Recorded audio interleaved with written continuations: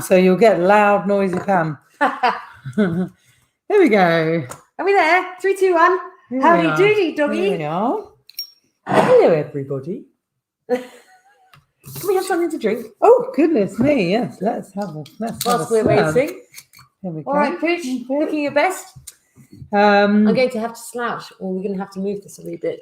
Hello, hello, hello. Would you want to move away? Oh, there we go. Is that it? Yeah, That's there we good. go. That's There we good. go. That's good. Don't want to, don't want to get Finn out of the shot. He's in it. He's Star of in the show. it. He looks increasingly smaller.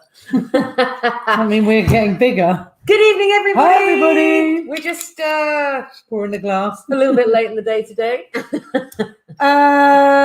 If you've got the wines, we're going to be tasting the Bon Courage Gewürztraminer first. Right. So what time is it, Jude? Oh, well, first of all, it's Thursday evening. It's 7 o'clock. 7 o'clock.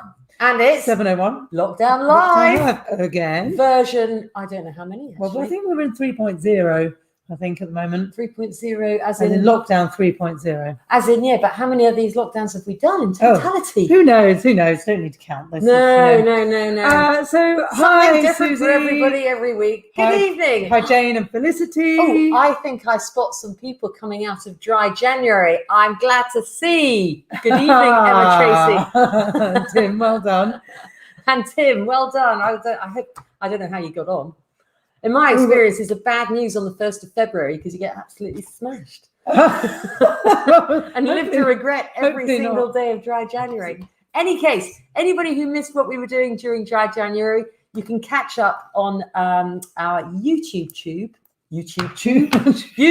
channel Because we're really down with it. and our special dry January. It was all about dry wines. Dry wines. Yeah, exactly. So you don't need to look back though. Look forward. Let's look forwards. Yes. So hello. Oh, well, this evening is all about spicing up your life. Should we introduce ourselves? Oh, we could do. Yes, Yeah, there's just so many in case hellos. you don't know who we are, Pam, Jude, Finn. Finn. I see the Hannibal Brown. Yeah, hello. Hi. The Challoner family have joined us. Good evening, Challoner family. Which is, so Rosie, Susie, and Anya, and they are. Oh, And they're the dog also, walkers. well, no, and also we have to mention Poppy. Hello, Poppy. Who's Finn's best friend. Is Poppy on the screen? Poppy will be on the call. Oh, evening, Poppy. Nice. Everybody's welcome. She'll be at the door if she knows Finn's got some biscuits. So What's the news? I'll tell you something. Go We on. have actually had a bit of wine industry interaction in that we've received some samples from the International Wine and Spirit Competition,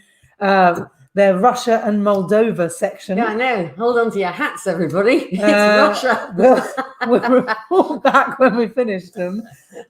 Small samples, it has to be said. But to be fair, actually, we've tasted a couple of the reds and they were very good. the reds were good. The first white yesterday was maybe not so good. First one yesterday was pretty awful. But the bottle wasn't full, and I think maybe it's been What you suggested, Jude, you have to drink an entire bottle before you appreciate it. There's just too much oxygen in there for a little decanted bottle of white wine, I reckon. Yeah, possibly. So pass the biscuits, will you? Oh, is that what it is? Well, my news. Sorry. Don't give them the whole lot. My news, everybody. I don't know how if anybody's read this in the news, but it is kind of affecting our business. There is a massive cardboard shortage. Yes, this is true. This is you've true. got to wonder. You have to wonder whether it's being driven by that great big Amazon company. But definitely, there is a huge cardboard shortage in nationwide and possibly across Europe and even the world. The mills cannot produce enough cardboard, and it is really to do with the fact that everything's gone online. So whereas bottles of wine used to be delivered in like containers now to restaurants and whatever. Now they're getting delivered in sort of single box, repacked and repacked and repacked. So we're using more cardboard.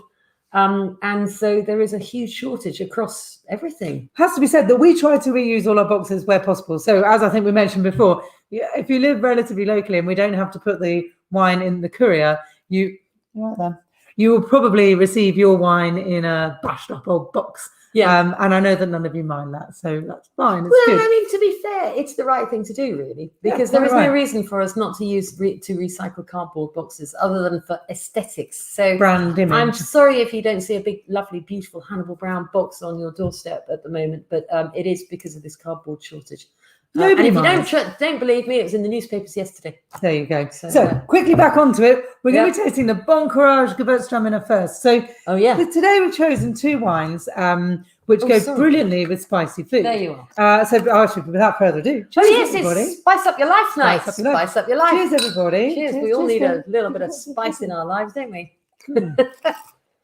And one other reason why we chose wines that go with spicy foods is because we wanted to show you our lovely new Croatian Kentum Malvazija. Yes. Almost organic, well, certainly organic, almost orange wine. So if you've got that one, hold on to your hat. We'll go with the Gewürz first. Yeah. Can I tell my other news? Oh, sorry, more news. Yeah. Well, it's actually to do with South Africa because we're talking about a little bit about South Africa, and anybody who has been watching what's been going on in the news will know that South Africa keeps being banned from consuming wine, both at purchasing home and also exporting. I don't really know I do know the reasoning behind it is that it creates gatherings, and gatherings create nasty, plaguey, diseasesy things, and they don't want it. So I think they've just come out of this ban on alcoholic they can buy again. They can ban it again. But what it did last year in 2010-20, it really had a massive effect on South African exports. And for a while, South Africa couldn't export anything, no alcohol, no wine, anywhere across the world. And yet, in 2020, bear in mind the UK is South Africa's biggest export for wine. In 2020, the South Africans managed to export even more than they ever do. So their volume sales to the UK were still up 1%, even though all the restaurants and pubs and bars have been closed for quite a lot of time. Okay. Well, we know that.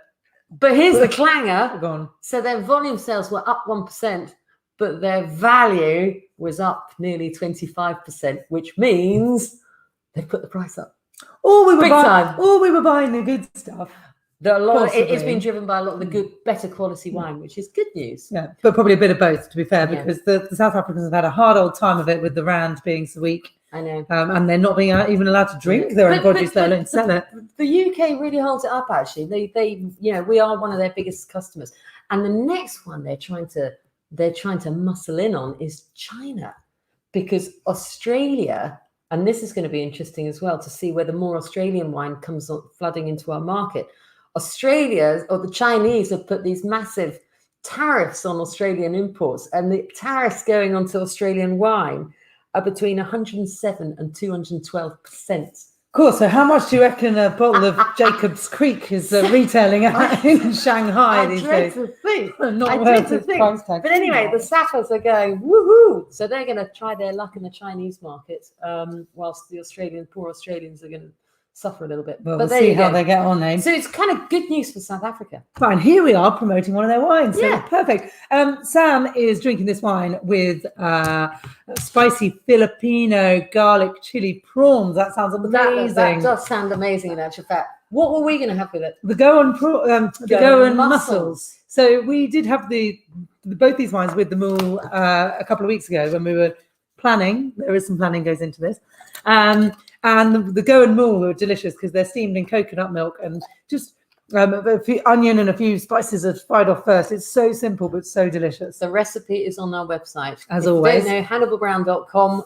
All the recipes are on the website. Mm-hmm. Yep. That one's been there for quite a while, which is unlike me. Slightly ahead of the game on that one. So yes, Gewürztraminer. But I suppose first of all, let's talk about the grape. Yes. And then we'll talk about where it's from. Yes. But before that happens, just to make it so we can all, hark back to times gone by, and this is around about 12 months ago, just over 12 months ago, that we were at the Bon Courage winery. Look at that. Look. Well, there you go. There we go. I mean, there we are, drinking Bon Courage.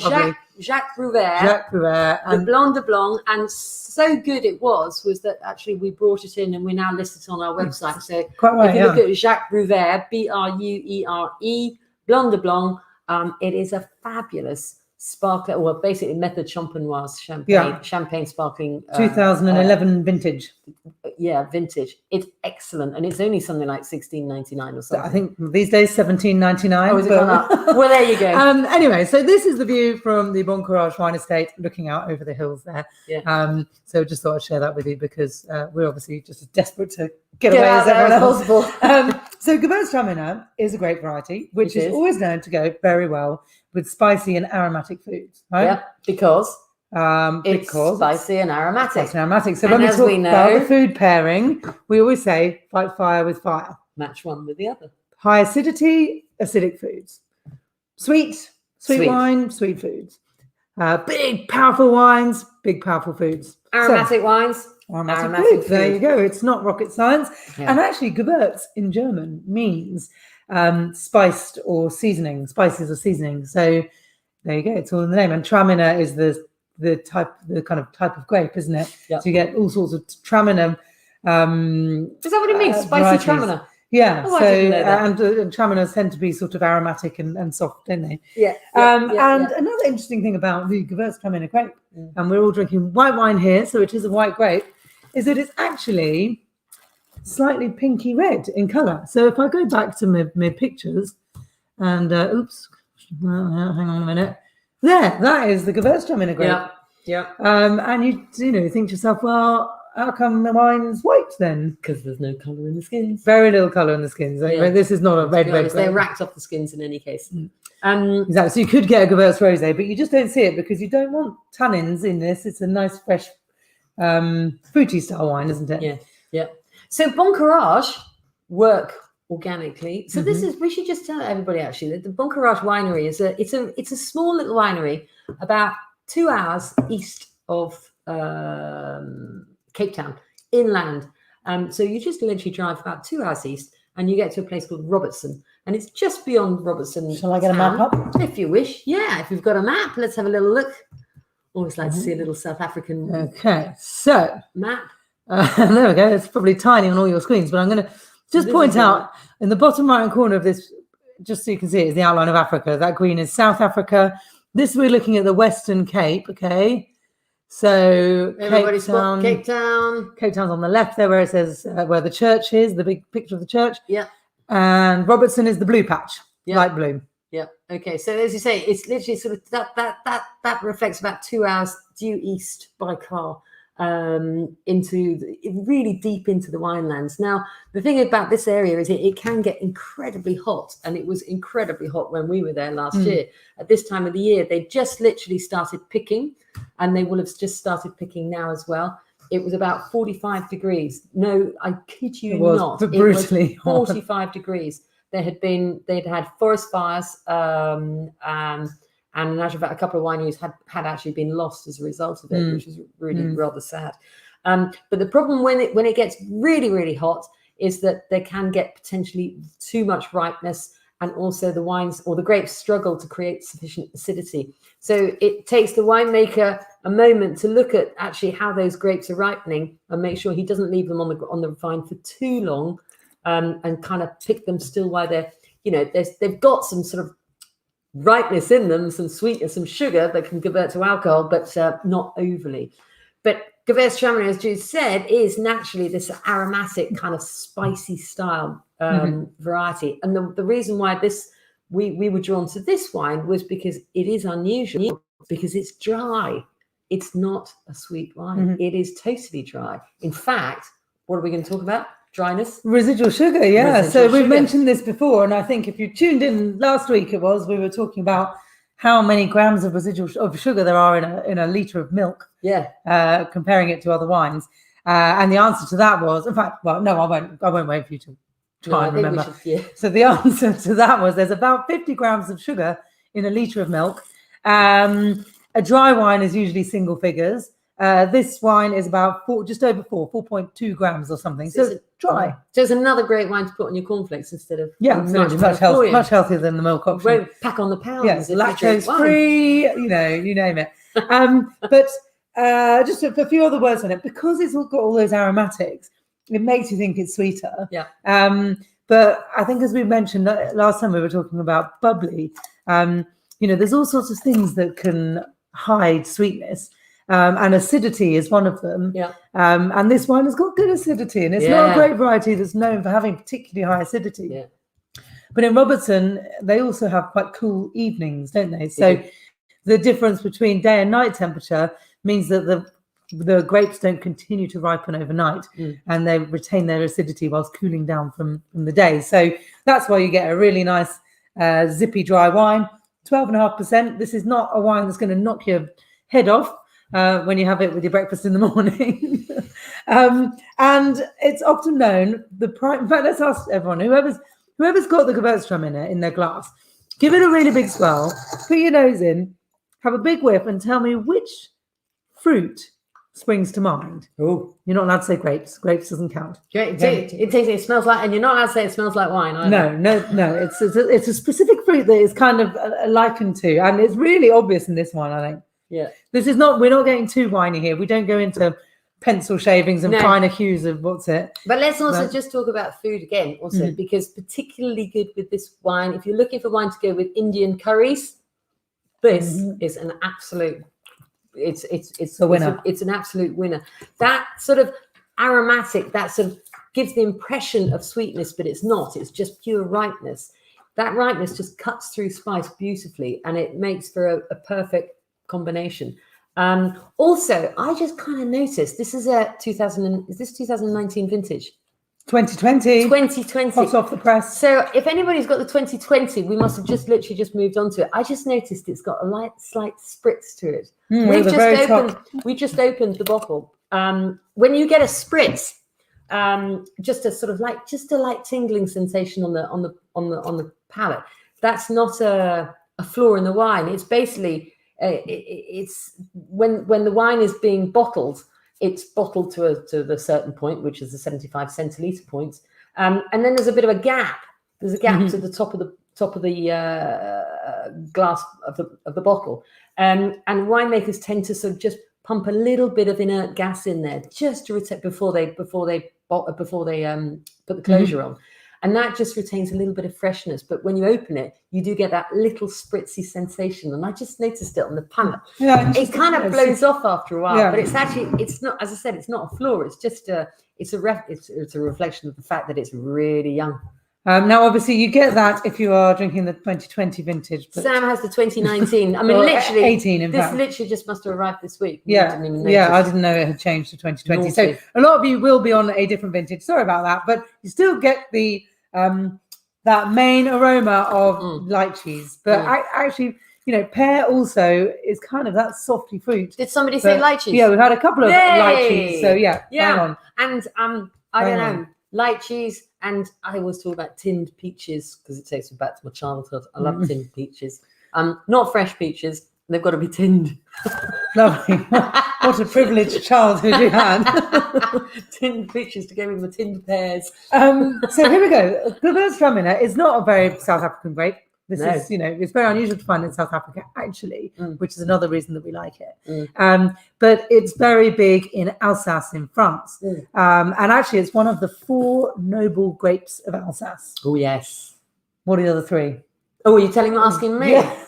Or should we ask everyone? We can ask everybody. Okay. If anyone's been to Alsace, it's a region which is kind of bordering Germany, which has been German at times and switches from one to the other. And we have banged on about it quite a bit because we love the wines from there. And Gewürztraminer is one of the 4 white noble grapes from Alsace. So do you want to know the ones from Alsace particularly? It's the Alsace Grand Cru grapes. Okay. So go on. Anybody go quickly, and then I'll tell you. 4 white grapes. Yeah. Which are the only white grapes that are permitted in Grand Cru wines from Alsace. And anyway, whilst you Google that, we will also talk a little bit also about Can I just mention? Oh, sorry. One thing. So Gewürztraminer, you may or may not have heard of it. You probably won't remember it, and you need to write it 100 times to remember how to spell it. Which is one of the reasons that it's not getting huge popularity, and that it's much easier to ask for Pinot Grigio. Don't get us started on that. Than it is to ask for a Gewürztraminer. But it's also, there's not a lot of it produced. There isn't. So for every 1 vine of Gewürztraminer in the world that's planted, there are 30 Cabernet Sauvignon. Yeah. There are 4 Riesling. Yeah. You know, it really is a small but Yeah. brilliant grape variety. Yeah. Oh, well, that's quite a nice little segue into actually making the declaration that Cabernet Sauvignon is the most prolifically grown grape variety in the world now. Indeed. So, Indeed. So, and Gewürztraminer is 30 times smaller. Yeah, probably even more, less times smaller, even smaller, Yeah, whichever way around that is. I think if you're looking for a Gewürztraminer from South Africa, you will have to dig very, very deep. There are very, very few producers who make it. There are some, and those people who are doing it, hats off to them. They're probably doing a really good job. But we've been doing this wine pretty much for the last 8-9 years, haven't we? Yeah. And it does change. It does vary with different vintage in terms of that sort of ripeness. But ultimately, the nice thing about it, and they actually even mention it now on the label, is that it is always dry, and that's what makes it so unique. Really unique. Yeah. Okay. And have we got any answers? Yeah, we've got a few come through. So yeah, Riesling. Yeah, well done, Nikki. Pinot Gris as well. Very good. Totally. Yeah. Actually, Emma was asking if do we love how the way the French pronounce it? How do the French pronounce Gewürz? Gewürztraminer. Is that right, Emma? That's quite. You sounded French. I think if I was gonna, you're more authority than I have to pronounce it in French. But I think if I was going to try and pronounce it in French, that might be how I did it. Gewürztraminer. Yeah. Is that different? I didn't know that different. Anyway, I suppose it depends where you're from. But the Scots probably pronounce it quite entertainingly as well. Yes, Riesling, Pinot Gris, and I think someone said, Luke, Muscat. Yeah. Was it not Silvaner? No, it was Muscat. I thought it was Silvaner. So there you go. And so the only wines in Alsace that could be classed as Grand Cru are either single varietals or a blend of these wines. There we are. Can I make a shout out for our Silvaner from Alsace, though? Which in my eyes is very noble. Okay, yes, of course, yeah. But maybe you get more for your money when it's not noble. Pierre Frick's Silvaner Bergweingarten. It's 2012 vintage. It's got lovely age to it, and it has this nice ripeness that you always get out of Alsace. So look it up on our website. But my other news, I don't know whether we've got any Welsh people or Scots or Irish. I've seen the Clarks say hello this evening. Yeah. But there's just been a survey done in Wales. Across the nation. By YouGov, in actual fact, because they haven't got anything better to do. Okay, they've just done a survey on which nation in the British Isles is the most discerning, and it's Wales. Wales are the most discerning as far as wine consumption is concerned. So when they were chosen, when they were asked what was most important, they said quality and taste, whereas the English said price and price, as did the Scots. Really? God, isn't that interesting? So Luke and the Northern Irish, basically, they didn't really get a look in because they only asked 15 people, which is a bit ridiculous. 10% of the population, then. Yeah. But also, I thought this was really interesting because same survey, when those four nations were asked which countries of preference, England, Scotland, and Wales all said they preferred to drink French and Italian wines. And the Northern Irish said Chilean and South African. Cheaper. Now, I know that because actually the Northern Irish for a long time, they got their, the South Africans really got in there, and they also, and the Chileans got in there quickly. And there's some really good imports of Chilean South African wines into Northern Ireland. So they're used to drinking those wines. Okay, interesting. Yeah. And actually, now you've just mentioned Northern Ireland, I just thought I'd do a quick little.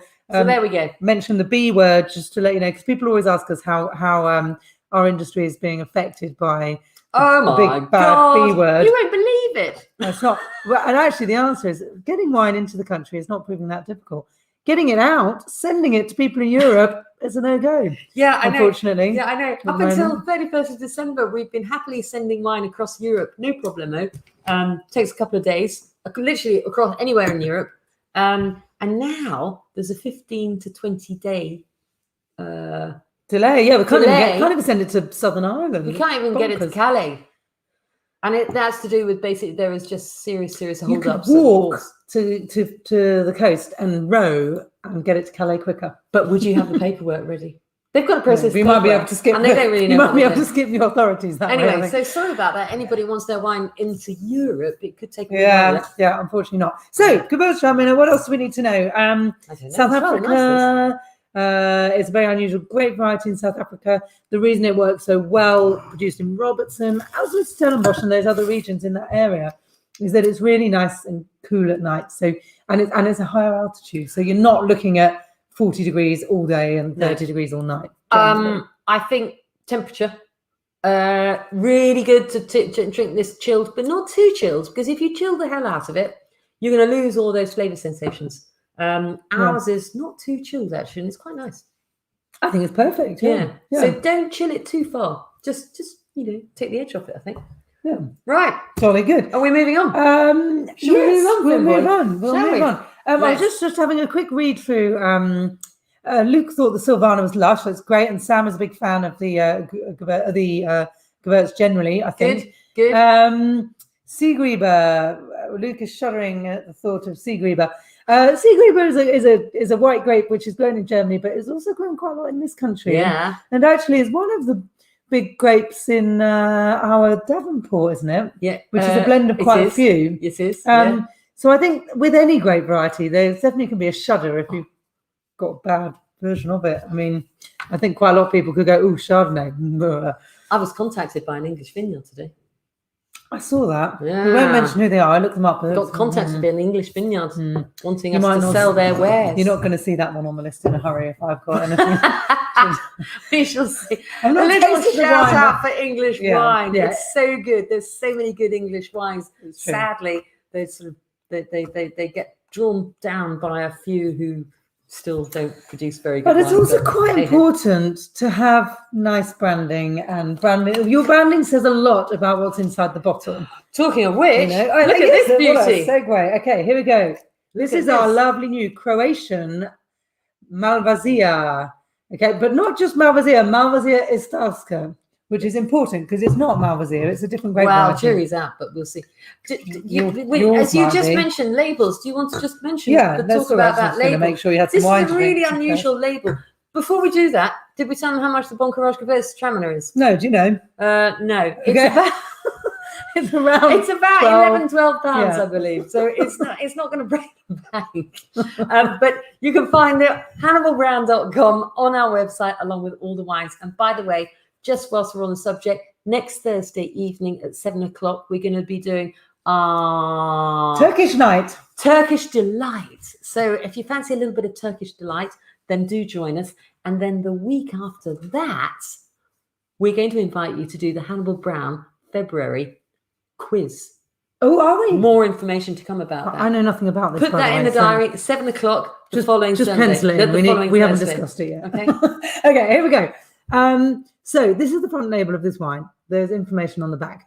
The winery is called Kentum, which is the old Roman name for the village where it is placed. But these dots, these bubbles on the label, it's really cool, actually. There are 12 of them. And if you go from left to right, which I hope is left to right on your screen. The little one is on the left. The big one. The big one is on the left. It's very difficult to see. Left to right. This is October of the year that this wine was produced. And it's representing the amount of rainfall. So the bigger the dot on the month is the more rainfall, and the smaller the less. So October was quite rainy. November, not very much. December, really dry. And it goes through the whole year. And each vintage of this wine has a different arrangement of spots because obviously the rainfall is different.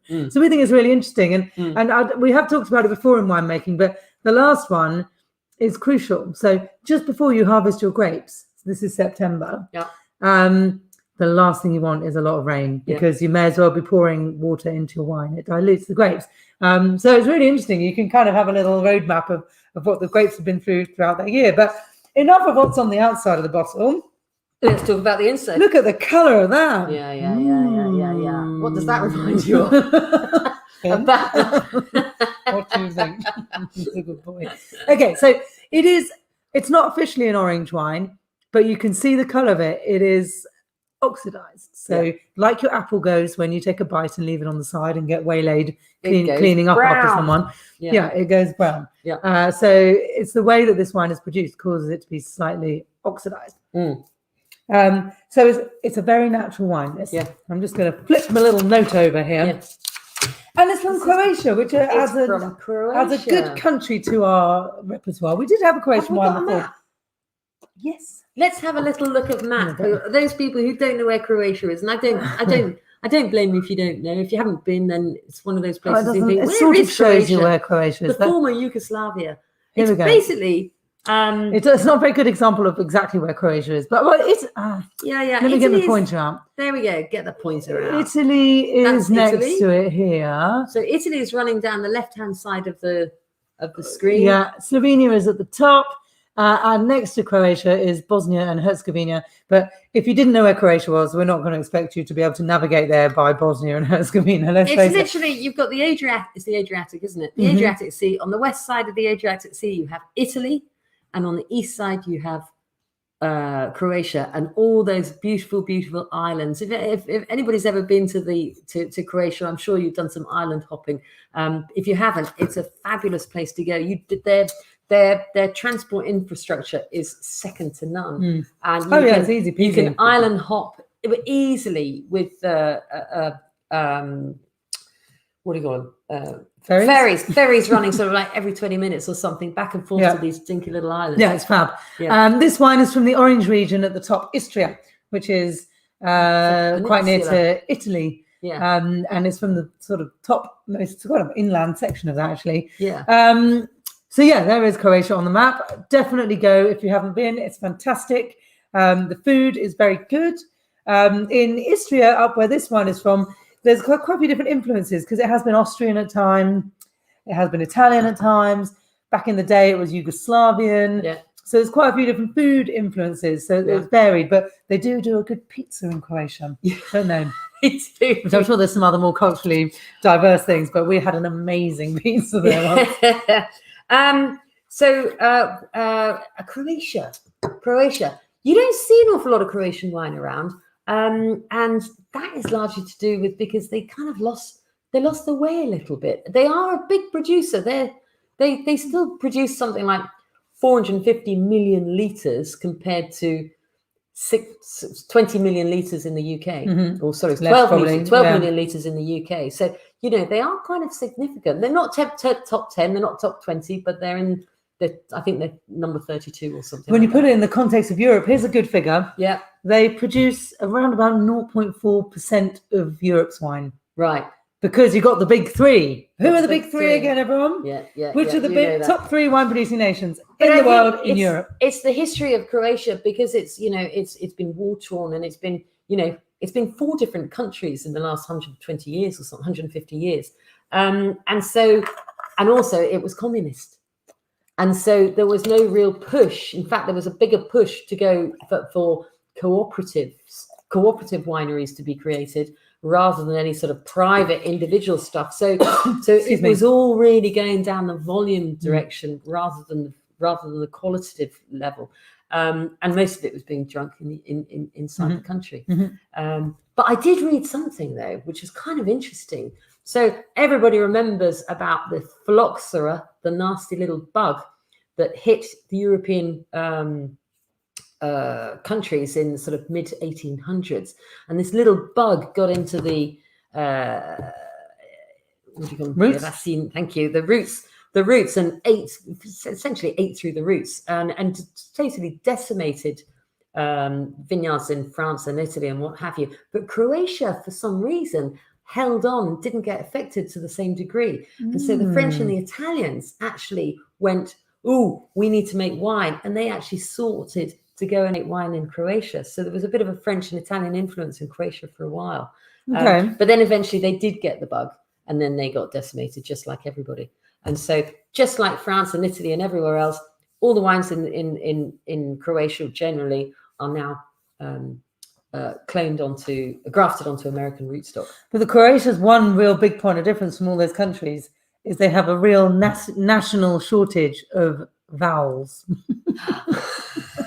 Say that again. I'll tell you, This wine is produced by the grape Malvazija Istarska, which is unique to Istria, the region it's from. You're probably familiar with the grape variety Malvazija.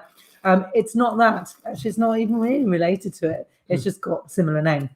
And the first most widely grown grape variety in Croatia is a white grape, but it's not Malvazija. This is the second. And it's a white grape called Gewürztraminer. Yep, Gewürztraminer. Which we mentioned last week. We did. At the dry January, the week before at the dry January tasting, because it is also... People won't remember. It's gone. What is its other name? Gewürztraminir's other name. It's all about the Welshies this evening. It's Welsh Riesling as well. Welsh Riesling, which has nothing to do with Wales either. So another example of the baffling wine world. So yes, Welsh Riesling with a C is the same grape as Gewürztraminer, which is where it really originated in Croatia and their biggest, most widest planted grape variety. Yeah. The third most widely grown grape in Croatia is Plavac Male. Oh yeah, whose claim to fame, which is a red grape. Yeah, and the claim to fame is it was made out of Zinfandel.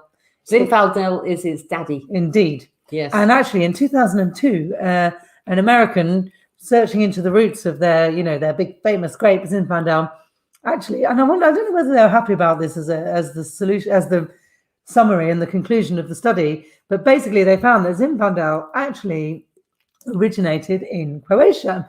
Here's a good example of the lack of vowels, whilst I look down and try and read you the name of Zinfandel in Croatian. So its full name is Krujenic Kaštelanski, and if we have a Croatian on the call, it'd be great to know if that did that well, which is also known as Tribidrag. But that name, the one I just tried to pronounce, starts CRLJ. Oh my God. So if you have a better idea of how to pronounce it on a postcard. Impossible. Yeah. But anyway, let's get back to this one. So Kentum, this is made by a Croatian chap, in actual fact, who was born in France. He was born in just south of Bordeaux. And he studied in France, and he's made wine for some of the top Bordeaux wineries. And he's traveled all over the world. And he really knows what he's doing. But he actually went back to Croatia and took on his father's vineyards and decides to go down the very, very natural route. So the tanks that he uses to make this wine is actually, they're water tanks. Concrete water tanks, aren't they? Yeah. Water tanks. Big open vessels. And the thing about water tanks is that they are designed to keep the temperature nice and cool, which is brilliant once the wine is produced, but not very good for getting the fermentation going, because if it's too cold, a fermentation won't kick in. Indeed, as we know, anyone who's made bread this lockdown, it was easy in the summer, but as winter approached, everything stopped. So when he puts his grape must, everything goes in these water tanks, and then he has to get this fermentation going. But the tanks hold everything at around about 10 degrees, which is too cool to get a fermentation to go. Bearing in mind, he doesn't add anything. Everything is natural, so he relies on all the yeast in the air to do the job, do its job. He's not adding yeast to it of any sort. So in order to get the temperature up, what does he do, Jude? Pumps in a bit of the natural warm air from outside, I'd say. He uses fans and basically just sticks fans in and just draws in some nice warm air from outside. Brilliant. One of the things I really liked when I read about these guys is that they specifically stated that these water tanks were Mussolini era. Oh, I like that. I like that. So there you go. Their claim to fame is purely that from the time that they were around. But I'm going to ask the question. I'd like to ask the question, actually. Now, remember, both of these wines are dry, but I'd like to know, do people think the second wine is drier or the first wine is drier? Oh yeah, okay. Yeah. So and both of them are designed to go with chemical. Don't do that. It's very annoying. And when we're talking about dryness, the way it's specifically measured in the wine industry and scientifically measured is residual grams of sugar per liter. Okay. Yeah. So we mentioned that the Bon Courage Gewürztraminer was just over 4.2. Do you think this is drier or sweeter than the Bon Courage? That would be interesting to know, because for those of you who have, and it's a difficult one. It's a really, really difficult one. If I didn't know, I'm not sure I would know the answer to this, because just like Gewürztraminer, Malvazija has this real sort of nice aromatic style, which again goes brilliantly with spicy food. Yeah. It has those sort of aromatics and that kind of like ripeness that gives that impression of sweetness, but it's not sweet. Yeah, It's yeah, not sweet. exactly. And And with the color, Yeah. I think when we poured this, or when we first sampled this wine and we poured it, I went ooh, and Pam went ooh.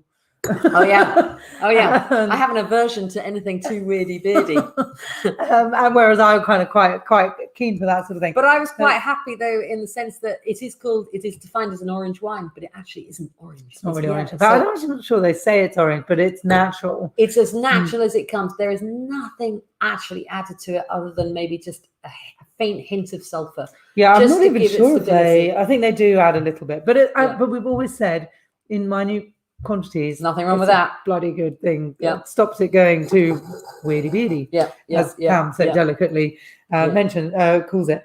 So here is an interesting fact. Yes. Well, There's here an- comes an interesting there's fact, a- mate. There's an island in Croatia Yeah. called Hvar, Hvar. which does Have I they got managed news to for you? squeeze a vowel in, HVAR. And this island actually does hold a wine-related world record. Oh, I thought you were going to say a world tour, a Short wine tour or something. It's only a Let's get out dinky there. little island. World record. The island of Hvar in Croatia is home to the oldest continually cultivated vineyard in the world. Ooh. So basically what that means is this vineyard in Hvar has had vines there which have been cultivated non-stop to produce grapes since 400 BC. Wowzer. I mean, that is day one of Croatian wine production. Yeah, I mean, I bet the wine was pretty awful back then, but actually I'm sure that didn't have quite so they such still discerning have palate. They have vines that go back to that date. Is that what you're saying? No, they don't. They've cultivated them yeah, since then. Yeah, otherwise Say, that would be a proper gnarly old vine. that would be impressive. But yeah, no, that would be kind of Anybody weird. have any thoughts? Sam Jones thinks it's sweeter. Okay, Second sweeter from Dylan as well. Okay. Both delicious. Glad you're enjoying them. I'm going to have a go at this because I'm not sure I know. Okay. For those of you who aren't tasting this, it's... Do you know what? I think it's probably around about the same. Okay. Don't be swayed in your answers by Pam. Maybe a little bit I'm less. just going to have a little Maybe drop a more little bit because less. It's truly delicious. It's got a lovely fruitiness. Yeah. Malvazija has a bit of an aromatic about it, Yeah. but it's not overwhelming. And because it's got the soft fruit, Yeah. it's going to go so well. And it did go really well with the Goan Mussels when we had them. It was a phenomenally good combo. Do you know, it's also got something that I often find in wines. I love it. And it's just this slight element of saltiness. And don't ask me what it is, but I always relate it to sort of quite young wines and think, actually, if there's an element of saltiness, it's going to go far. It's going to age. And I think this wine has got the potential to age, this particular vintage. But who knows? Because what's his name? Dmitry Breshevich or whatever, the winemaker. He does go down the very, very natural route, which does mean that every single vintage is a bit of pot luck. And those are his words, not mine. You know, he takes a lot of chances just by going, well, you know, it's raining outside. I'm not going to do anything. Or it's beaming down at 45 degrees. He's not going to do anything. There's no intervention. He just takes chances, which does mean from one vintage to the other, there's going to be differences. Yeah, which is great, which is what we love, isn't it? Absolutely love it. I know the price for this one. Okay, you know the price. Yeah. Doesn't know the sugar content. Well, I'll let you know that in a minute. No. But you're right, Sam. She is sitting on the fence. I think she should make... I think it's less. Okay. I'm going less. I was going to say, should go one way or the other. That's just, you can't ask people to guess and then sit there on the fence. Go on, how much is it for Kentum Malvazija? Istaska. Oh, you're asking me? Oh, well, you're asking the screen. What price is it? It is $17.85. There we go. It's 2019 vintage and it's bloody lovely. And also, Kentum. I was trying to find what this means because it's obviously Roman, and it actually means it's a reference to the village where it's produced. But I think Kentum, it must be something like piquant, which is spicy. In Russian, in Latin, piquant, or French, piquant, which is spicy, and quantum or something, which is big. I don't know. Well, it is. Anybody who can find the true definition of piquantum, let me know. I'd be really interested. But it was, because I'm a bit geeky like that. The village where this produced is called Buzet or Buzet or Buzet or Buzet. However you might pronounce it, Buzet. And Piquentum was the Roman ancient name for it. Yeah. So Right, are you going to put them out of the misery? Oh yeah. So okay, 4 point. I'd like to say good evening, Dylan Morrell. Nice to see you. Yeah. Thanks for joining us. The Bon Courage Gewürztraminer was 4.1 grams of residual sugar per litre. Bugger all. And the Kentum Malvazija Historiska at 2.3. Yes. So less. Interesting, eh? But very difficult to pick up because it does have that sort of such massive ripe aromatic. Yeah. Which is very similar to Gewürz. Yeah, big, rich, bold fruit. Yeah. But it's not sweetness. So what are we going to eat with it? Better for you. Goan Mussels. Yeah, anything with a bit of Sri spice and aromatic. Lankan Indian, anything spicy. It's also Anything aged spicy. in oak, and that oakiness can carry quite earthy flavors. So, you know, like even mushroom risotto with a bit of parmesan. Yeah, that would be really good with the parmesan being kind of, you know, slightly acidic in there. So yeah, there's all sorts. So here's the thing: anybody who wants to go down the weirdy beardy route of natural orange wines, this is a good place to start. It's almost like a beginner's orange wine, isn't it? So it's even in color, it's not quite orange yet. But if you really want to go down the orange route, talk to us. We'll show you some seriously orange wines. Well, we did do, and we will do scary. again. In fact, please let us know. We're going to finish up in just a moment, but I would really like to taste some really quite unusual wines with everyone, because that's what this is all about. It's like a journey of discovery. This time next week, we're going to be doing Turkish night. My meze recipes are going to be on the website by the weekend. Okay, I promise I'll get them up there by the weekend. And Turkish wines, great. It's unusual. I spent quite a long time working in Turkey, not in the wine industry, so I've got a bit of a sort of soft spot for them.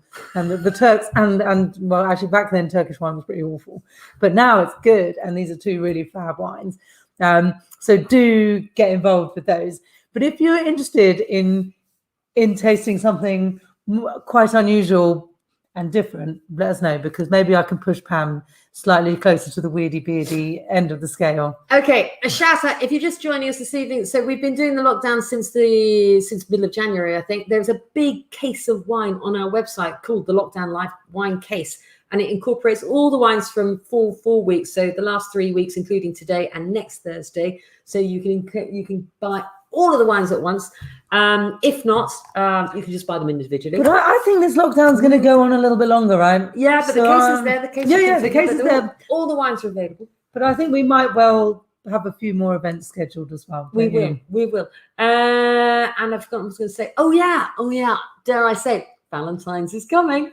So if you want to do something on Valentine's evening, have a look at our Valentine's DIY kit. Valentine's DIY kit. It's got bubbly, it's got rosé, it's got chockies and everything. Yeah, it's great. It's great. Do have a look on the website for that. Yes, Alice, quite right. Alice is my sister, and she remembers the Turkish wine back in the day, and it gave me heartburn too. In fact, I think it gave me heartburn for about 4 years, but it has changed. And we do have Cairo. They're a fantastic producer. We have a lovely rosé and a really great red wine to taste next week. So please do get involved and join us. Until then, if you have any suggestions of particular themes you fancy covering, feedback. Let us know what you think of the wines. We always like to hear. Yeah, absolutely. Lovely to see everyone. Thanks for joining us, and see you next week. Yeah. Bye-bye. Cheers. I like this wine. Oh, it's good. Yeah, it's good. Dry. Malvazija.